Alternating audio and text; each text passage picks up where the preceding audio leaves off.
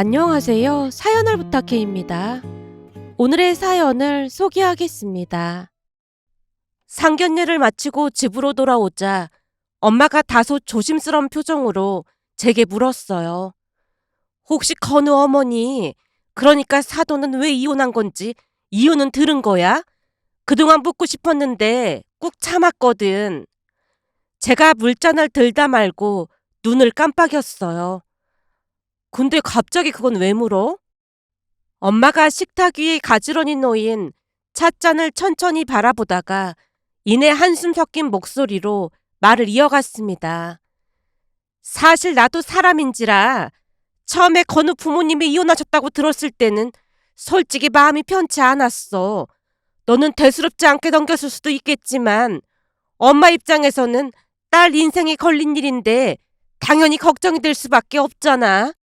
근데 오늘 사부인을 직접 뵙고 나니까 어쩜 저렇게 곱고 단정하신 분이 이혼을 하신 걸까 괜히 궁금해지는 거 있지. 제가 살짝 웃으며 고개를 끄덕였습니다. 어머님이 참 좋은 분이긴 하셔. 그냥 성격 차이였다고 들었어. 성격 차이? 엄마가 믿기지 않는다는 듯 눈썹을 찌푸리며 고개를 갸웃했어요. 아니 사부인 성격이 저렇게 좋으신데 성격 차이로 이혼을 하셨단 말이야? 말투며 태도며 참 점잖고 고상하시던데 진짜 이상하네. 그렇긴 한데 부부 사이의 일은 아무도 모른다고 하잖아. 어찌됐건 사부인이 참 좋은 분 같더라. 들어보니 요즘도 시집살이 같은 게 많다고 하던데 정말 다행이야. 엄마가 활짝 웃고 있었지만 제 마음 한쪽은 무거운 비밀을 품고 있었다고 해야 할까요? 부모님이 괜한 걱정을 하실까봐 진짜 이유를 끝내 꺼내지 못했는데요. 사실 시부모님이 이혼하신 건 단순한 성격 차이 때문이 아니었습니다. 남편이 중학생 무렵 시아버님은 새 가정을 꾸리셨고 그 뒤로는 연락이 끊겼다고 들었어요. 남편은 시어머님 손에 자랐고 아버지 쪽에서는 친할머니만이 가끔 남편을 찾아오셨다고 했습니다. 남편이 그 이야기를 들려준 건 결혼 이야기가 오가던 어느 날이었어요. 커피잔을 손에 든 남편이 창밖을 바라보다가 조심스럽게 입을 열었습니다. 우리 부모님이 이혼하신 건 전에 얘기했었지? 성격 차이로 이혼하셨다고 했잖아. 별일 아니라는 듯 대답한 저와는 달리 남편이 길게 한숨을 내쉬며 고개를 떨궜어요. 사실은 그 성격 차이 때문이라는 말 거짓말이었어. 거짓말이라니? 제 손에서 컵이 덜컥 흔들렸고 남편이 잠시 머뭇거리다 결국 말문을 열었어요. 사실은 엄마 의부증 때문이었대. 잠시 말을 잇지 못하던 제가 고개를 들어 남편을 바라봤습니다. 의부증이라고 하면 남편을 의심하는 거 그거 말하는 거야? 남편이 고개를 끄덕였어요. 처음에는 나도 몰랐어. 근데 나중에 할머니가 말해줘서 조금씩 알게 됐어. 아버지가 회사를 나가면 엄마가 몰래 따라가신 적도 있었대. 아버지 가방도 뒤져보고 휴대폰도 몰래 확인하시고 결국 아버지가 그걸 견디지 못하셨다고 하더라고. 그 말을 듣다가 조심스레 말을 꺼냈습니다. 혹시 말이야, 팔은 안으로 굽는다는 말도 있듯이 할머님이 며느리 탓만 하고 싶었던 게 아니었을까? 그동안 어머님 몇 번 뵀었지만 그런 느낌 전혀 못 받았거든. 어머님은 진짜 좋은 분 같았어. 남편이 가만히 고개를 저었습니다. 나도 처음에는 그렇게 생각했어. 근데 어느 날은 너무 화가 나서 엄마한테 따졌거든. 아버지 집 나간 거 엄마 때문이냐고 말이야. 그랬더니 엄마가 눈물을 뚝뚝 흘리시면서 다 내 잘못이다 하시더라고.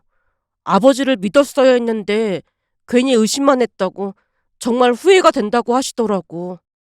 말을 잇던 남편의 눈매가 그새 흐려져 있었어요. 미간은 잔뜩 찌푸려져 있었고 입술은 바짝 말라가고 있었습니다. 저녁 햇살이 유리창을 타고 길게 번지던 그때 남편이 조용히 말을 꺼냈어요. 그런 걸 숨긴 채 결혼 생활 시작하고 싶지 않았어. 그 말에 제 마음 한구석이 뭉클해졌어요.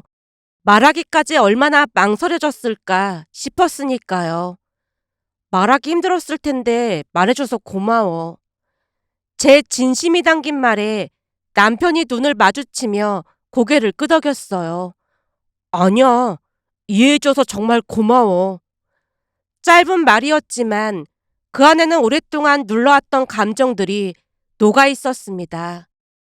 그 순간 무언가 전하고 싶은 마음이 솟구쳐 제가 조심스럽게 입을 열었어요. 자기야, 있잖아.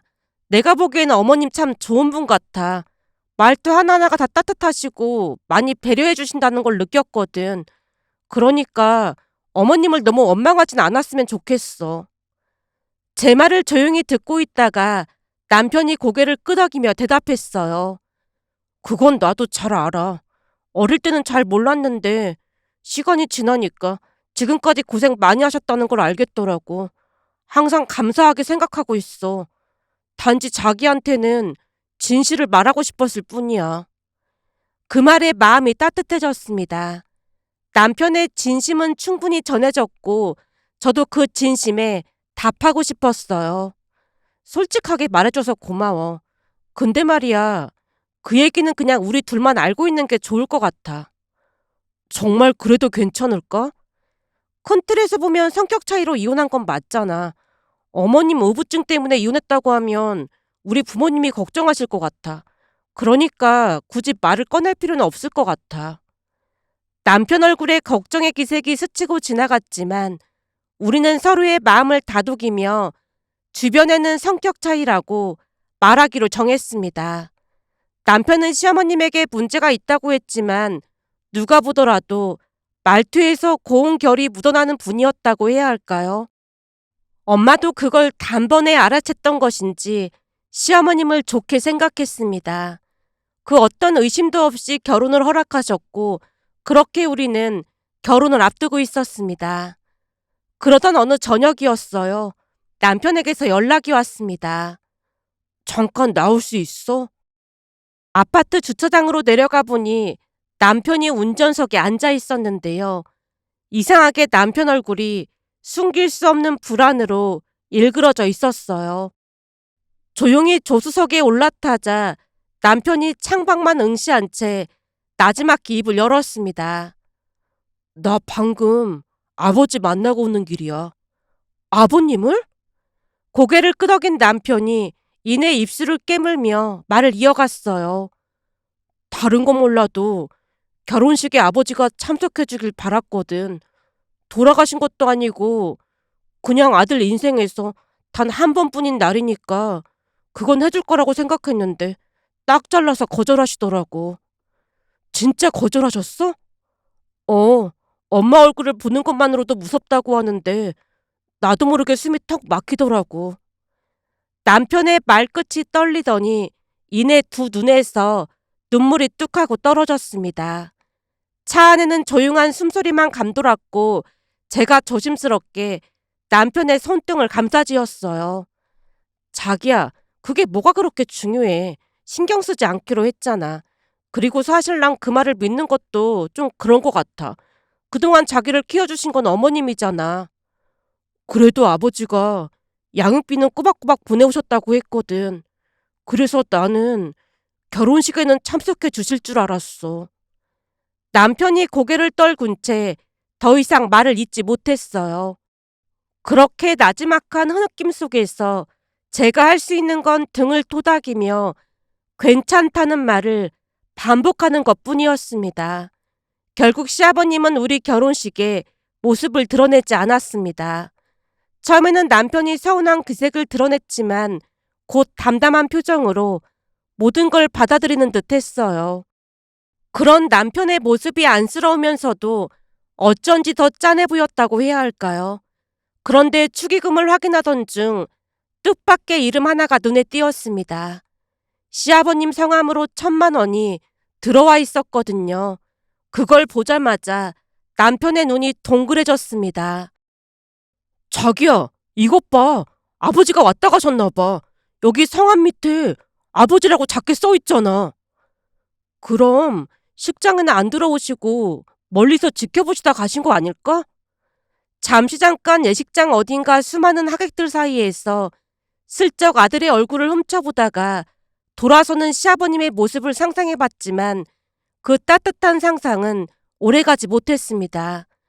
며칠 뒤 남편이 시아버님을 다시 찾아가 보겠다고 연락을 했지만 돌아온 건 단호한 거절이었거든요. 다시는 찾지 말라는 그 한마디에 남편은 또다시 좌절했고, 그럴수록 아버지를 그렇게 만든 건 결국 어머니 때문이란 생각에 사로잡히곤 했습니다. 그때마다 저는 시어머님을 두둔하듯 말하곤 했어요. 자기야, 아무리 그래도 어머님을 원망하는 건 아닌 것 같아. 남편이 고개를 끄덕이면서도 여전히 마음 한구석이 헛헛해 보였습니다. 그런데 얼마 뒤부터 저 역시 시어머님에 대한 믿음이 점점 흔들리기 시작했는데요. 그 시작은 바로 경비 아저씨의 말 때문이었습니다. 그날은 마트에서 장을 보고 돌아오는 길이었는데 경비 아저씨가 저를 향해 말을 걸어왔어요. 저기, 제가 주제넘게 이런 말 해도 되는지 모르겠는데요. 그게 무슨 말씀이세요? 며칠을 고민했어요.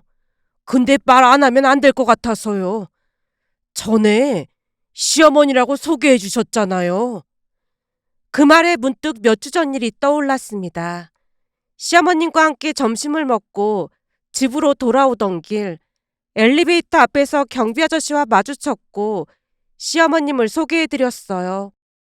그 뒤로도 오며 가며 시어머님과 함께 경비 아저씨에게 인사를 드렸다 보니 시어머님의 얼굴을 정확히 기억하고 계셨어요. 아저씨가 말을 멈추고 입술을 한번 다물었다가 마치 무거운 짐을 끌어내듯 다시 조심스럽게 말을 이어갔습니다. 사실은 저도 딸이 있습니다. 근데 우리 딸이 시집살이를 견디다 못해 결국 이혼했어요.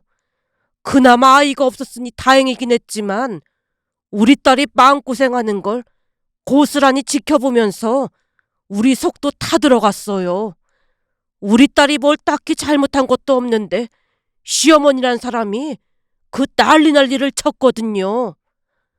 마음이 많이 아프셨겠어요. 말도 마세요. 지금은 좀 나아지긴 했지만 사는 게 아니었습니다. 그래서 그런지 새댁이 걱정이 돼서 도통 잠을 잘 수가 있어야 말이죠. 새댁 보면서 우리 딸이 떠올랐거든요. 네? 그게 무슨 말씀이세요? 그 순간 아저씨의 눈빛에서 평소와는 다른 무언가를 느꼈습니다. 익숙한 친절이 아닌 뭔가 망설이고 꺼내기 두려워하는 눈빛이었다고 해야 할까요? 이런 말씀드리면 괜히 오해 사는 거 아닐까? 나름대로 고민 많이 했어요. 경비 아저씨의 목소리는 낮고 무거웠습니다. 평소처럼 웃으며 인사를 나누던 그 아저씨가 그날은 어딘가 낯설 정도로 진지한 얼굴이었어요.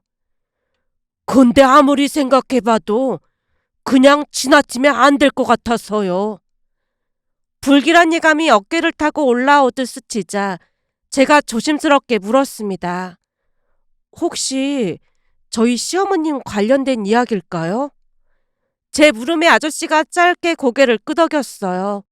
그리고는 주위를 한번 둘러보더니 한 발 가까이 다가왔습니다. 사실 새댁은 잘 모르겠지만 가끔 새댁 시어머니가 몰래 숨어서 지켜보고 있어요. 네? 어머님이 저를요?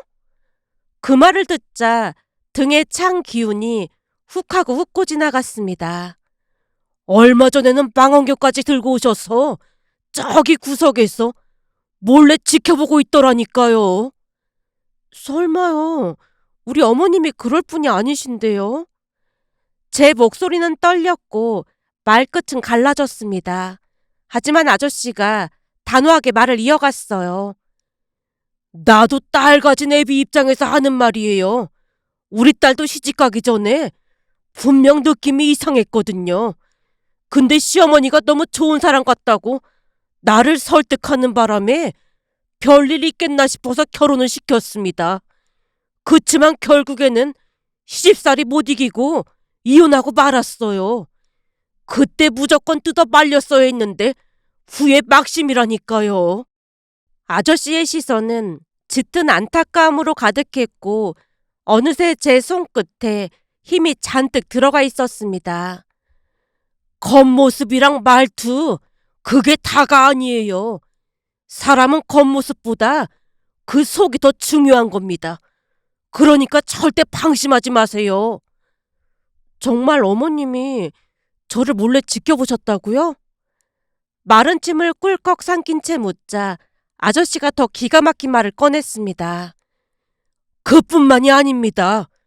며칠 전에는 저한테 오셔서 CCTV 좀 볼 수 있냐고 하시더라니까요. 네? CCTV를요?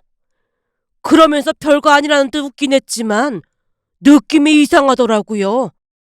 세댁 보려고 하는 거 아니냐고 내가 슬쩍 떠봤더니 며느리를 보려고 하는 게 아니라고 화까지 내고 가버리셨어요.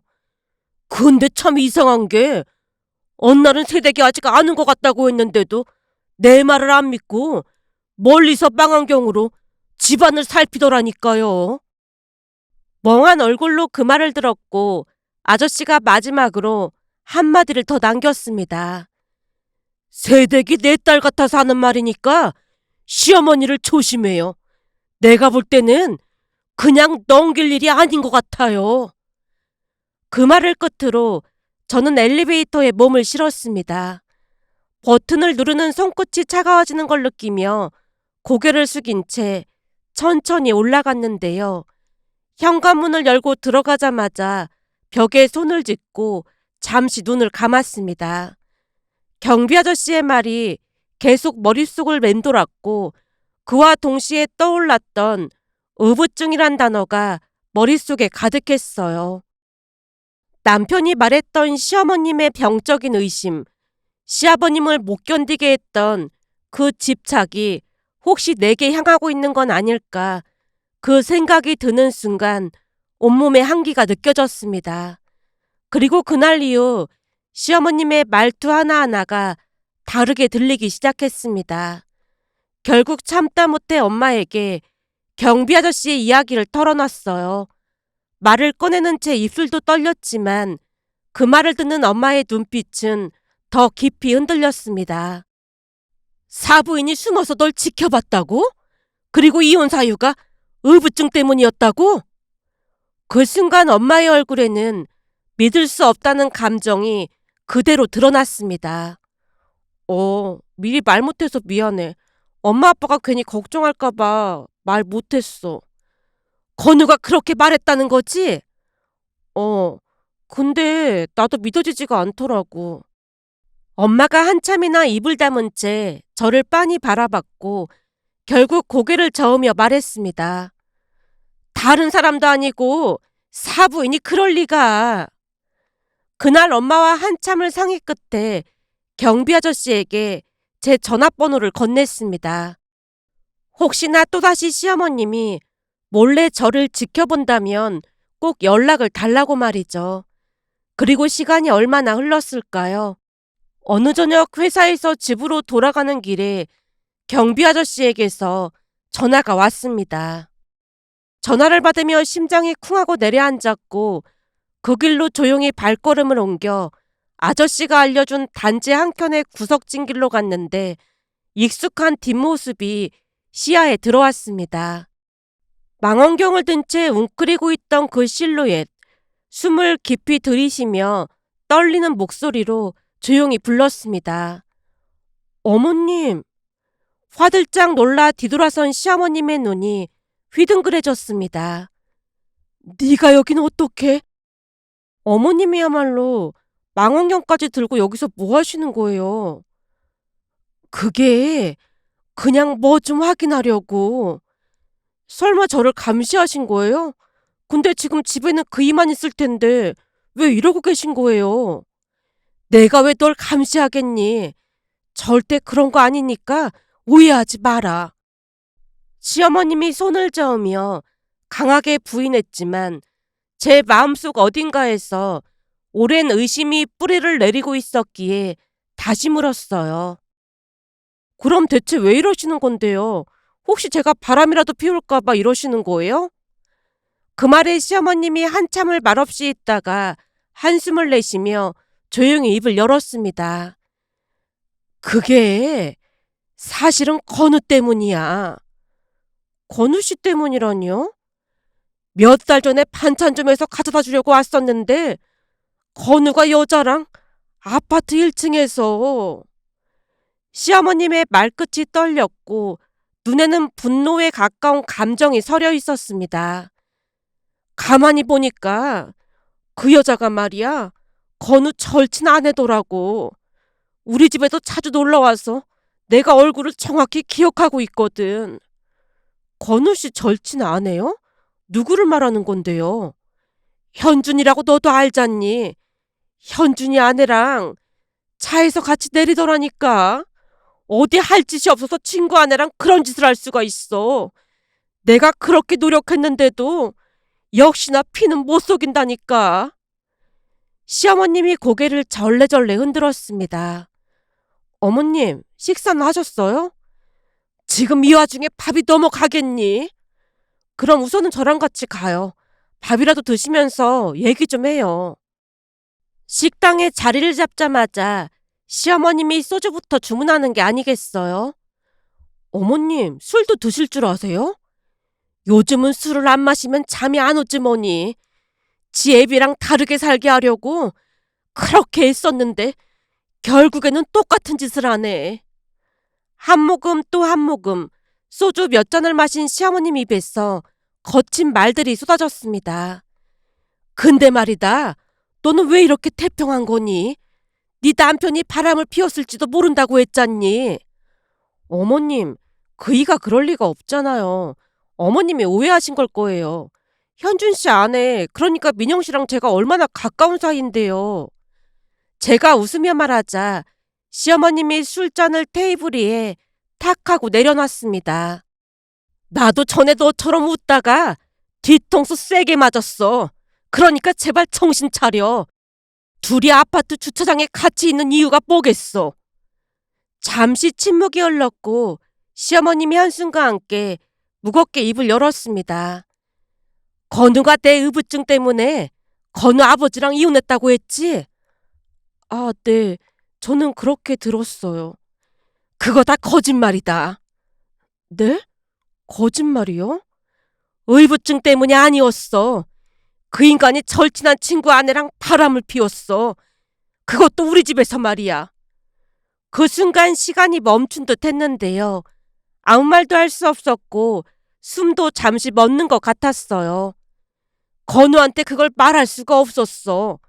아버지가 친구 아내랑 바람 피웠다는 말을 어떻게 할 수가 있겠니? 그냥 내 잘못이라고 하고 내가 나쁜 사람이 되는 게 훨씬 낫지. 자식이 아픈 건 도저히 볼 수가 없더라고.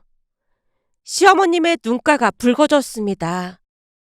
사실 건우 아버지 그 인간이 양육비 한번 보내온 적이 없다. 네?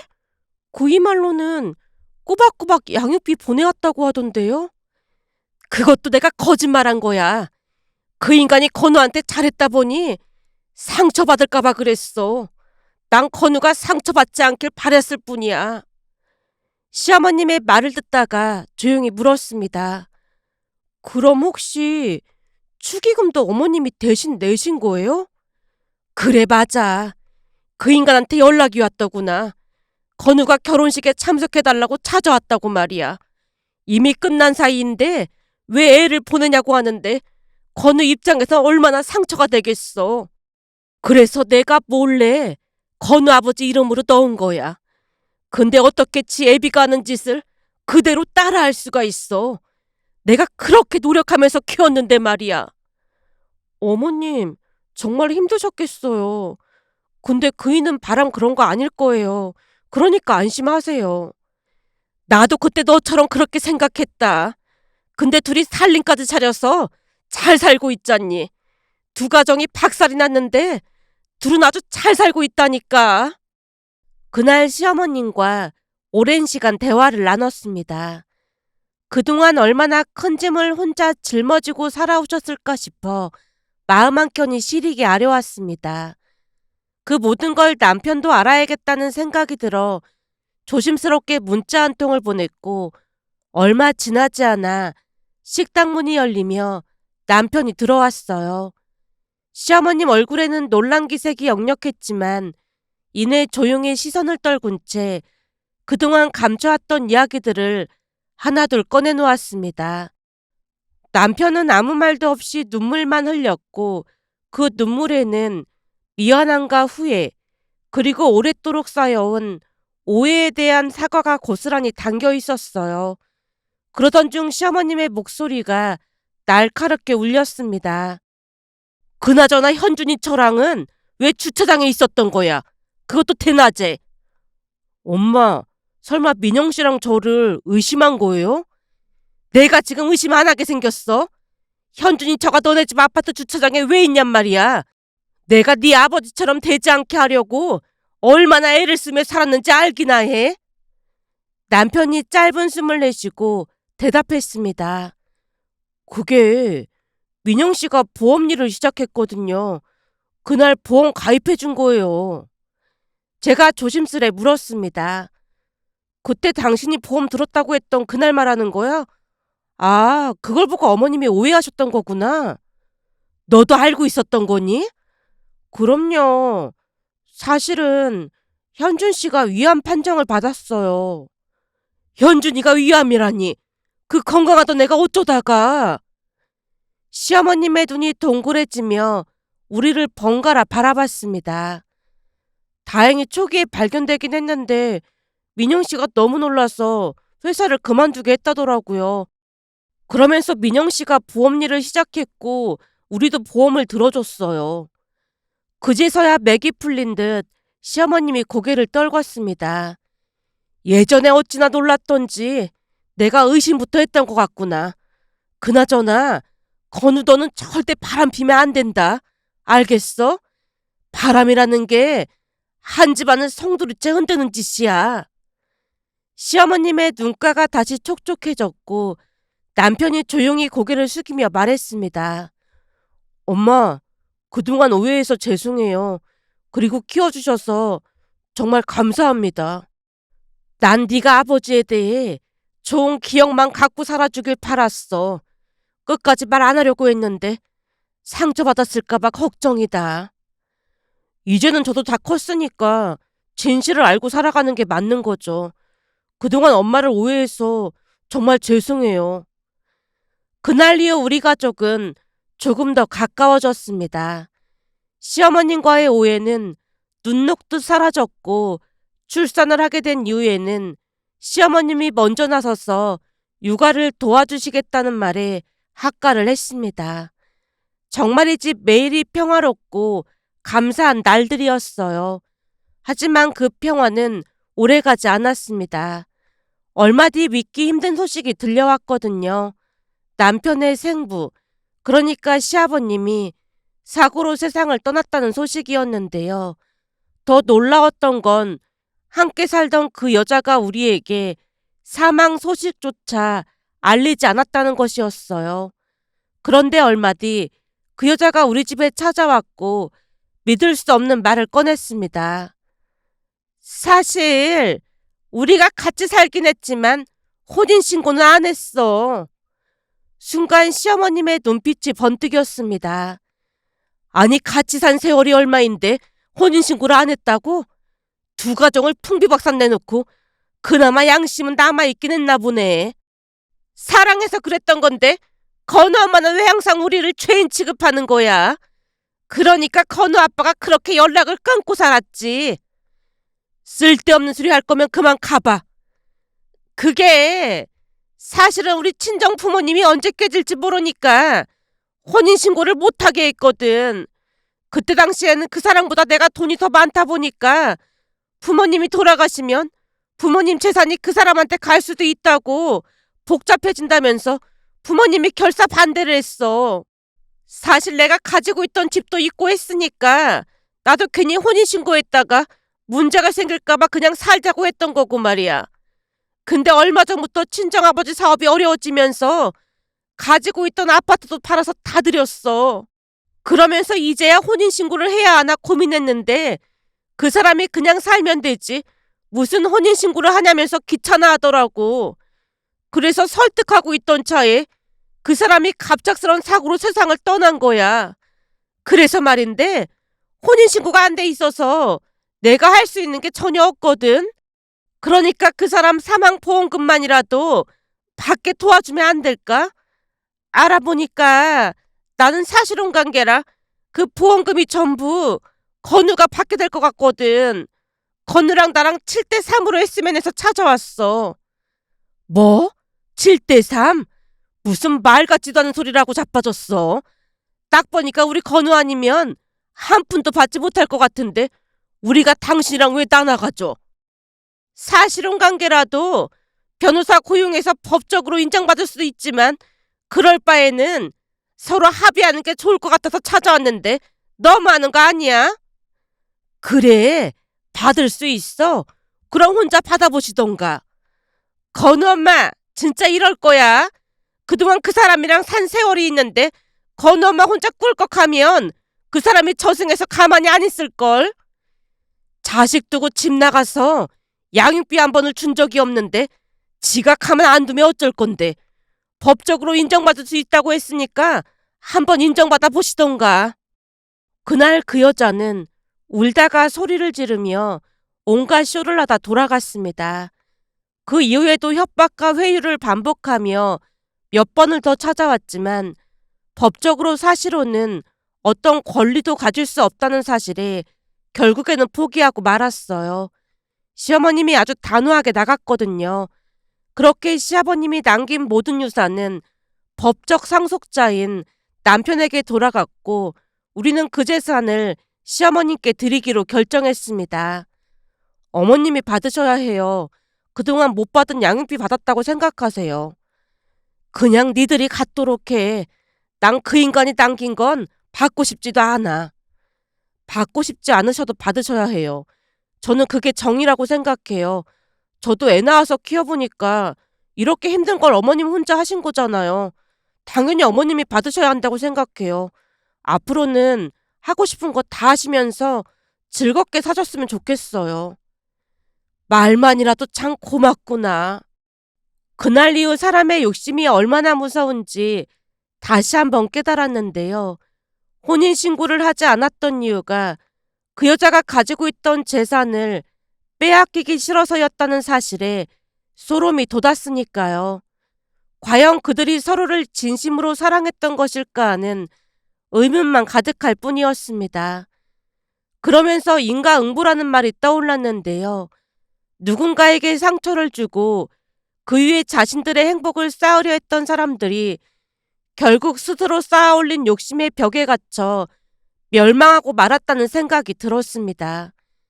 세상이 언제나 공정하진 않더라도 죄를 지으면 언젠가는 반드시 그 죄의 무게만큼 대가를 치르게 된다는 생각이 들어 이렇게 글 남겨봅니다.